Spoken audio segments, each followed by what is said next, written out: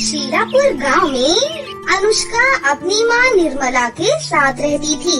अनुष्का के पिता की मौत ज्यादा शराब पीने के कारण कुछ सालों पहले ही हो गई थी। अपने पति के जाने के बाद निर्मला ही अपनी बेटी अनुष्का का ध्यान रखती थी। वो अपने खेत में थोड़ी बहुत सब्जियां उगाकर उन्हें ठेले में ले जाकर गली गली बेचा करती थी, जिससे उनके घर का गुजारा चलता था। आइए आइए, हरी हरी सब्जियां ले जाइए, दूर भगाए सभी बीमारी, ऐसी है ये सब्जियां हमारी। अरे वाह, तुम्हारी सब्जियां तो बहुत ही हरी भरी और ताज़ा है भाई। अच्छा, पालक कैसे दिया? जी, सभी सब्जियां सिर्फ 30 रुपए किलो हैं। आपको जो चाहिए ले जाइए। अच्छा, तो पालक 1 किलो और कद्दू आधा किलो, और हाँ, ये टमाटर भी 1 किलो कर दो। जी भाई साहब, अभी बांध देती हूँ। निर्मला अपनी बेटी अनुष्का को सरकारी स्कूल में पढ़ने के लिए डाल देती है और खुद सारा दिन धूप में गली गली जाकर सब्जियां बेचती है, जिससे वो घर खर्च चलाती है। साथ ही अनुष्का की पढ़ाई और कुछ पैसे अनुष्का की शादी के लिए भी निकाल कर रख लेती है। आ गई माँ, चलो अब जल्दी से हाथ मुँह धो लो, मैं तुम्हारे लिए खाना लगा देती हूँ। ठीक है बिटिया, तूने खा लिया क्या? नहीं माँ, मैं तो तुम्हारे आने की ही राह देख रही थी। मेरी प्यारी माँ सारा दिन मेहनत करती है, बहुत थक जाती होगी ना माँ? मेहनत नहीं करूँगी तो अपनी गुड़िया के ब्याह के लिए पैसे कैसे इकट्ठा करूँगी? ऐसे ही कुछ साल बीत जाते हैं और अनुष्का 12वीं पूरी कर लेती है। एक रोज वो अपनी माँ के साथ गांव के सरपंच की बेटी जानवी की शादी में जाती है, जहां उसका शादी का ब्राइडल लहंगा देखकर अनुष्का हैरान रह जाती है। अरे वाह जानवी, तेरा लहंगा तो कितना खूबसूरत है। खूबसूरत तो होगा ही, इतना महंगा जो है, पर तू ऐसे लहंगे के सपने देखना छोड़ दे। तुम गरीबों के बस की नहीं है इतना महंगा ब्राइडल लहंगा खरीदना। तू तो अपनी माँ को बोलकर उनकी साड़ी का ही लहंगा बनवा लेना अपनी शादी के लिए। जानवी की बात सुनकर अनुष्का बहुत दुखी हो जाती है। परेशान मत हो मेरी बच्ची, तेरी माँ से जितना हो सकेगा वो तेरे लिए जरूर करेगी। उसी शादी में जानवी की मौसी मीनू अपने बेटे के साथ आई हुई होती है। अनुष्का पर जैसे ही उसकी मौसी की नजर जाती है, वो उसे देखती ही रहती है। गुलाबी रंग के सूट में ये गोरी लड़की बिल्कुल ऐसी लग रही है जैसे कोई कमल का फूल हो। मुझे तो अपने छोटे बेटे वरुण के लिए बड़ी ही पसंद आई। हाँ माँ जी, लड़की तो बहुत सुंदर है। वरुण को भी अनुष्का पहली ही नजर में भा जाती है। शादी के कुछ दिन बाद मीनू अपनी बड़ी बहू और दोनों बेटों के साथ अनुष्का के घर जाती है और उसकी माँ से उसका हाथ मांगती है। बहन जी, मैं गरीब सब्जी वाली हूँ और आपके बड़े घर में रिश्ता जोड़ने की मेरी हैसियत नहीं है। आंटी, रिश्ता हैसियत देखकर नहीं बल्कि दिल देखकर जोड़ा जाता है, और हमें अनुष्का पहली नजर में ही भा गई। सही कहा बेटा तुमने, और हमें इस शादी से कोई दिक्कत नहीं है। अनुष्का के लिए बड़े घर से आया रिश्ता देखकर निर्मला खुश हो गई। निर्मला ने अपनी जमा पूंजी निकाली और उसने अपनी बेटी की शादी की तैयारी करना शुरू कर दी। सब तैयारियां होने के बाद वो अपनी बेटी को ब्राइडल लहंगा दिलाने के लिए अनुष्का के साथ शहर गई और सुंदर सा ब्राइडल लहंगा उसके लिए ले आई। मैं जानती हूँ बेटी, तुझे सरपंच जी की बेटी जैसा ब्राइडल लहंगा लेने का मन था, पर तेरी माँ के पास इतने पैसे नहीं हैं कि तुझे इतना महंगा लहंगा दिला सके। कोई बात नहीं माँ, ये भी मुझे बहुत पसंद है। लेकिन कल क्या होगा ये कोई भी नहीं जानता। शादी के ठीक एक दिन पहले अनुष्का का ब्राइडल लहंगा चोरी हो गया और सब लोग बातें बनाने लगे। हाय, कितना बड़ा अपशगुन है ये कि दुल्हन का लहंगा ही चोरी हो गया। ये तो बहुत ही बुरा हुआ। बेचारी निर्मला के पास अब तो इतने पैसे भी नहीं होंगे कि उसे फिर से दिलवा सके। मेरी माँ ने कितने सालों से एक एक पाई इकट्ठी करके मेरे लिए शादी का जोड़ा बनवाया था, लेकिन अब क्या होगा? ये बात जब अनुष्का की जेठानी को पता चली तो वो जल्दी से बाजार गयी और अनुष्का के लिए बहुत ही महंगा और खूबसूरत ब्राइडल लहंगा ले आई, जिसे देखकर अनुष्का हैरान रह गई। अरे ये तो वही लहंगा है जो सरपंच जी की बेटी मतलब जानवी ने अपनी शादी में पहना था। हाँ, हमें किसी ने बताया कि तुम्हें जानवी का लहंगा बहुत पसंद आया था, लेकिन इतना महंगा होने के कारण तुम ऐसा लहंगा अपनी शादी के लिए खरीद नहीं पाई। इसलिए जब मुझे पता चला कि तुम्हारा लहंगा चोरी हो गया है तो मैं इसे तुम्हारे लिए ले आई। दीदी आप बहुत अच्छी हो, थैंक यू सो मच। तुम्हारा बहुत बहुत धन्यवाद बेटी, तुमने हमारी लाज बचा ली। अनुष्का मेरी छोटी बहन जैसी है माँ जी, उसके लिए मैं इतना तो कर ही सकती हूँ। अब कल इस जोड़े को पहनकर दुल्हन बनकर तैयार हो जाना। हम धूमधाम से बारात लेकर आएंगे अपनी दुल्हनिया को लेने के लिए। फिर अगले दिन जब अनुष्का वो ब्राइडल लहंगा पहनकर तैयार होती है तो वो किसी परी से कम नहीं लगती। सबकी नजरें उसी पर टिक जाती हैं। उसे देख जानवी भी हैरान रह जाती है। अनुष्का को उस ब्राइडल लहंगे में देखकर निर्मला की आंखें भर जाती हैं।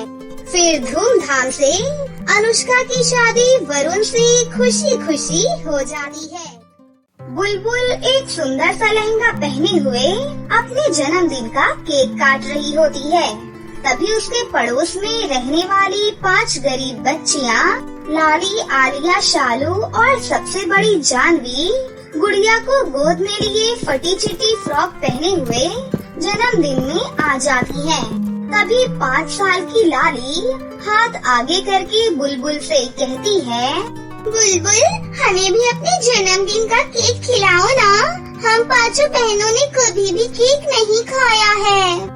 अपने जन्मदिन की पार्टी में उन्हें देखकर बुलबुल चिढ़कर कहती है, माँ क्या आपने इन 5 गई गुजरी गरीबों को मेरे जन्मदिन की पार्टी में बुलाया है?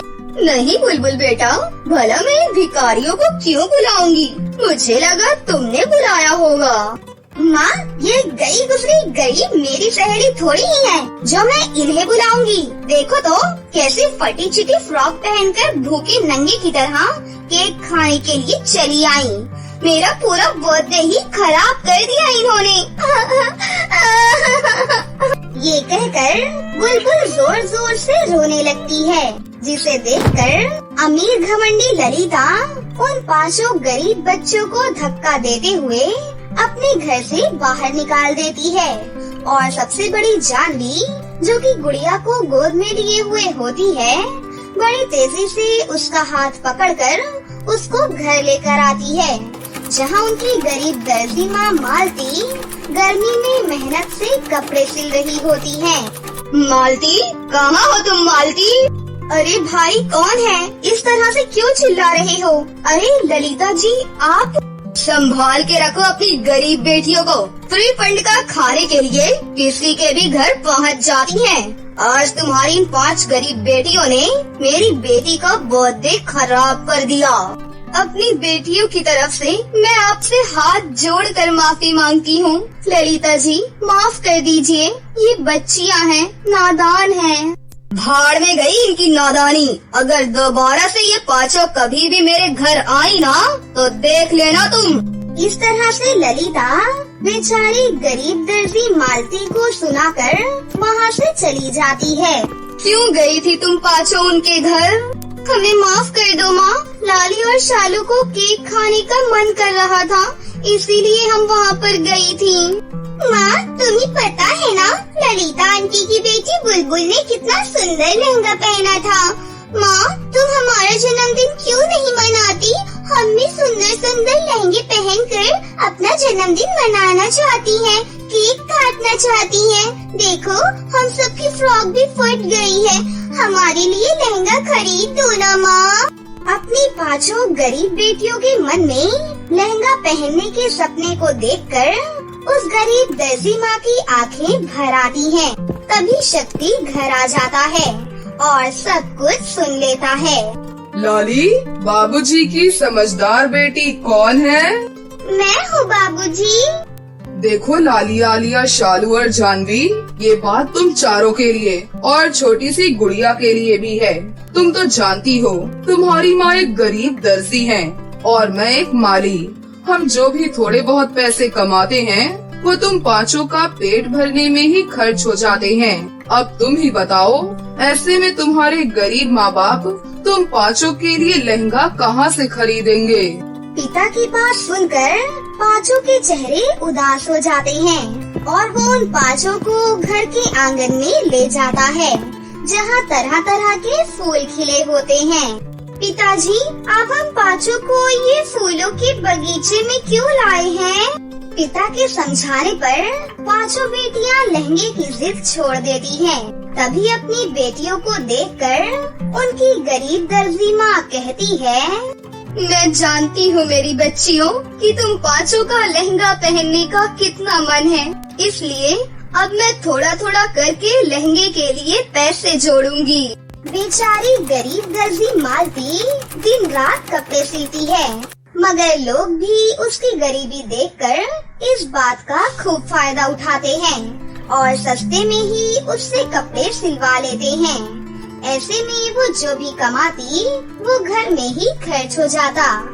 इस बात से परेशान होकर एक दिन मालती जब सिलाई का काम खत्म करके दोपहर में खाना खाने बैठती है, तभी 70 से 80 साल की बुढ़िया उसके दरवाजे पर आती है।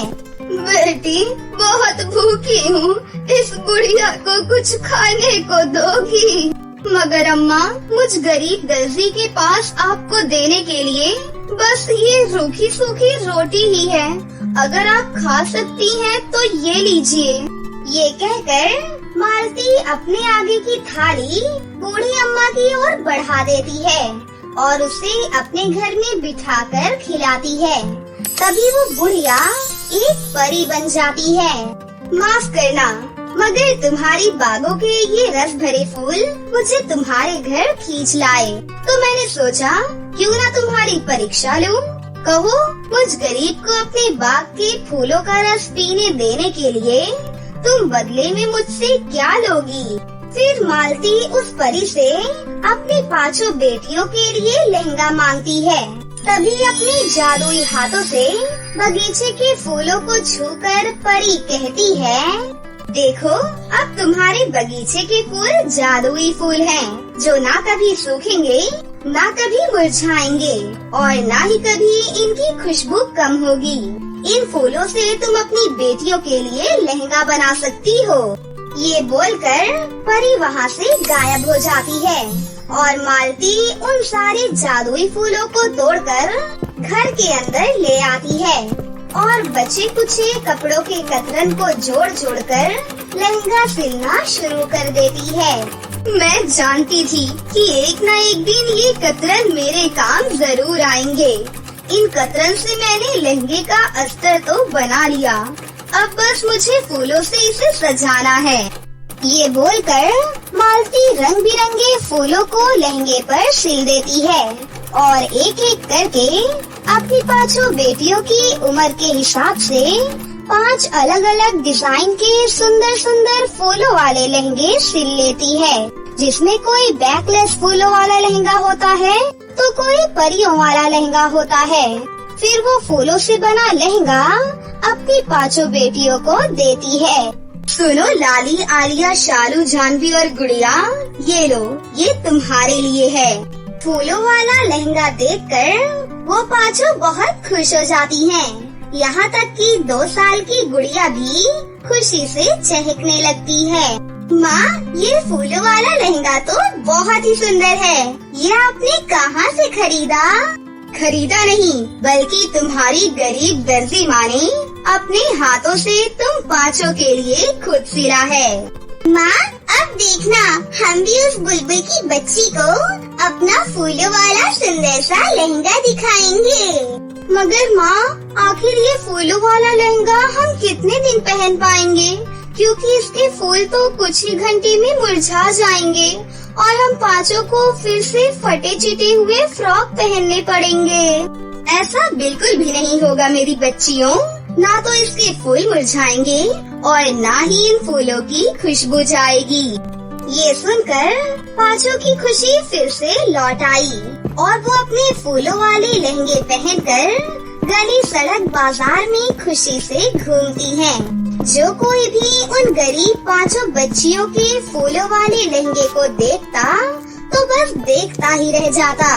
और अब उस गरीब दर्जी के घर वैसा ही फूलों वाला लहंगा सिलने का ऑर्डर आने लगता है और ललिता की बेटी बुलबुल भी वैसा ही लहंगा पहनने की जिद करने लगती है। माँ, मुझे भी लाली आलिया शालू के जैसा फूलों वाला लहंगा पहनना है। अच्छा ठीक है बुलबुल बेटा। फिर ललिता मालती के घर आती है और उससे माफी मांगकर उससे कहती है, सुनो मालती, उस दिन के लिए मुझे माफ कर देना। प्लीज मेरी बुलबुल के लिए भी अपनी बेटियों की तरह फूलों वाला लहंगा सिल दो।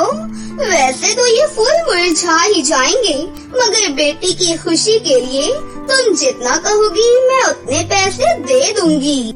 जी नहीं ललिता जी, ये फूल नहीं मुरझाएंगे। ये इस गरीब दर्जी की गारंटी है। अगर मुरझा जाएं तो आपके पैसे वापस। अच्छा जी, ऐसी भी क्या खास बात है इन फूलों में जो तुम्हें इतना यकीन है? माफ कीजिएगा, मगर मैं वो आपको नहीं बता सकती। मालती ललिता की बेटी बुलबुल के लिए बगीचे के जादुई फूलों से फूलों वाला लहंगा सिलकर दे देती है और हर दिन के साथ अब उस गरीब दर्जी माँ के फूलों वाले लहंगे और फूलों वाले ड्रेसों की डिमांड हर तरफ बढ़ती ही जाती है, जिसके बाद बढ़ती है मालती की आमदनी। अजी, मेरी बनी फूलों वाली ड्रेस की मांग हर बाजार दुकानों में बढ़ती ही जा रही है। अब आप सेठ जी से कहकर वहाँ से काम छोड़ दीजिए, क्योंकि मुझे आपकी मदद की जरूरत लगेगी। पता है मालती, हम गरीब इंसानों की जिंदगी भी इन फूलों की तरह होती है, जिसे हर दिन खिलना और मुरझाना पड़ता है। इसलिए जो है जितना है उसी में खुश रहना सीखो। फिर कुछ दिनों के बाद शक्ति भी अपने सेठ के यहाँ से माली का काम छोड़कर अब अपनी दर्जी पत्नी की मदद करता है और दोनों ही साथ मिलकर सिलाई मशीन पर जादुई फूलों से लोगों का दिया हुआ फूलों वाली ड्रेस का ऑर्डर पूरा करते हैं, जिससे कि बहुत ही जल्द उनकी गरीबी भरी हालत ठीक हो जाती है और वो दोनों अपनी पांचों बेटियों को अच्छी परवरिश और अच्छी जिंदगी दे पाते हैं और आगे भी इसी तरह से मालती लोगों के बीच खूब नाम कमाती है और हंसी खुशी से अपनी जिंदगी जीने लगती है। कुछ समय पहले की बात है। किशनपुर के एक जिले में 2 बहनें रहा करती थीं। वो बहनें एक दूसरे की कट्टर दुश्मन थीं। कभी एक दूसरे से सीधे मुंह बात तक नहीं करती थीं। एक बहन का नाम रानी था और दूसरी बहन का नाम पायल था। पायल अपना घर चलाने के लिए मछलियाँ पकड़ने जाया करती थी और वो मछली पकड़कर बाजार में बेच दिया करती थी और जो पैसे उसे मिलते थे उन पैसों से वो घर में सामान लाकर भी देती थी और अपनी जरूरतों की चीजें भी खरीदा करती थी। ये देखकर रानी पायल से बहुत ज्यादा जलती थी। वो बिल्कुल भी नहीं चाहती थी कि पायल जिंदगी में कभी तरक्की करे और पैसे कमाए। ऐसे ही एक दिन की बात है। उस गांव में एक जादुई चुड़ैल औरत रहती थी। उस चुड़ैल औरत ने 2 परियों को मस्कारे के अंदर कैद कर लिया था और अपनी पोटली में बांध लिया था। एक दिन उसे बहुत ज्यादा भूख लगी भूख के मारे वो बाहर जंगलों में आकर खाने की तलाश में निकल पड़ी। वहीं उसे एक पेड़ दिखाई दिया। उस पेड़ के नीचे बैठकर उसने आराम से कुछ फल खाए। उसके बाद वो वहाँ से चलने लगी। वहाँ पर तभी एक नदी आई। अब वो उस नदी को अपने जादुई झाड़ू से पार कर ही रही थी कि तभी उसके हाथ में जो पोटली थी वो उसके हाथ से छूटकर उस नदी में गिर जाती है और तभी एक मछली उस पोटली को खा लेती है। जब तक चुड़ैल की उस मछली पर नजर जाती तब तक वो मछली उसकी पोटली को लेकर जा चुकी थी। अरे वो चालाक मछली मेरी पोटली को निगल कर चली गई। अब मैं क्या करूं? अब उस चुड़ैल के पास कोई भी रास्ता नहीं बचा था, इसलिए अपने जादुई महल में वो वापस चली जाती है। तभी वहाँ पर पायल आई और मछलियाँ पकड़ने लगी। सौभाग्य से उसने वही मछली पकड़ ली जो चुड़ैल की पोटली निगल गई थी। उस मछली को पकड़ते ही वो देखती है कि उसका पेट तो बहुत बड़ा है। अब जैसे ही पायल उस मछली को बाहर निकालती है और उसे जमीन पर रखती है तभी मछली के मुंह से एक पोटली बाहर आती है। उस पोटली को देखकर पायल बहुत ज्यादा हैरान हो जाती है और जब वो उस पोटली को खोलकर देखती है तो उसमें 2 जादुई मस्कारे होते हैं। तभी वो दोनों जादुई मस्कारे बहुत बड़े हो जाते हैं और परियों के रूप में बदल जाते हैं।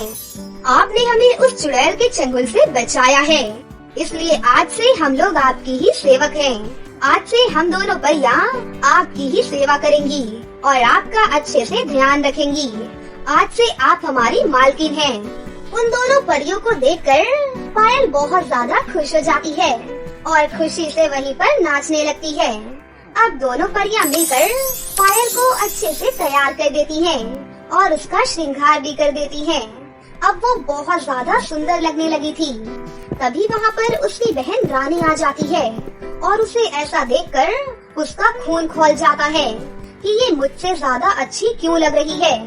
फिर पायल रानी को वो सारी बातें बताती है और जादुई 2 मस्कारे के बारे में भी बता देती है और बताती है कि कैसे उस मस्कारे में से 2 परियां निकलकर आई थीं, जो उसकी सारी इच्छा पूरी करती हैं। पायल की ये बात सुनकर रानी ने ये साजिश रची कि वो रात होते ही उन दोनों मस्कारों को चोरी करके अपने पास रख लेगी और उनसे अपने सारे मन की इच्छाएं पूरी करवाएगी। देखते ही देखते रात हो जाती है और रानी चोरी चुपके पायल के कमरे में जाकर उन दोनों जादुई मस्कारों को चोरी करके अपने कमरे में ले आती है। जैसे ही वो दोनों मस्कारों को खोलती है तभी उसमें से 2 परियां निकलकर आ जाती हैं।